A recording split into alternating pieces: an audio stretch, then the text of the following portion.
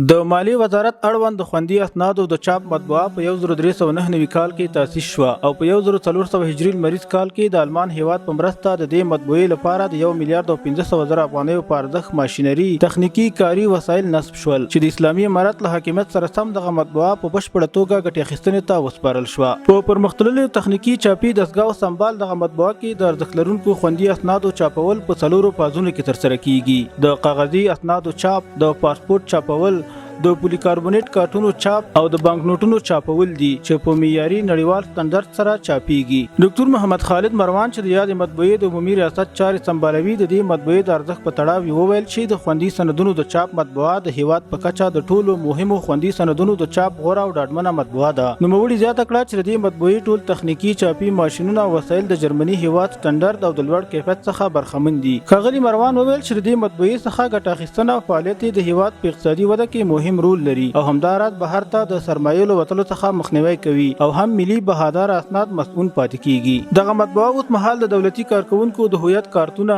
تعلیمي او تحصیلي سندونه، د وسلو د لیږد او ساتنې کارتونه، د نقلیه وسایطو جواز سیر، د موټر چلونې جواز، د محاکمو وثیقې د فعالیت جوازونه، له سرحدونو څخه د نقلیه وسایطو د تیریدنې اسناد، مختلف ډول سټیکرونه، پوسټي ټکټونه، د زیږون کارت او د نورو ټولو لوی او کوچنیو خوندي اسنادو د چاپ لپاره په بشپړه توګه آماده ده او ټولې دولتي او خصوصي ادارې کولی شي چې په ډاډه زړه خپل سندونه په نړیوال معیار سره په دغه مطبوعه کې چاپ کړي. د سیمې په کچه په معیاري وسایلو سمبال د هیواد دغه ملي مطبوعه د عصري چاپي صنعت یوه ملي شتمنۍ شمیرل کیږي چې فعالیت یې د هیواد لپاره لوی اقتصادي ګټې لري او په نړیواله کچه د سندونو د چاپ په برخه کې ملي ویاړونه په برخه کوي.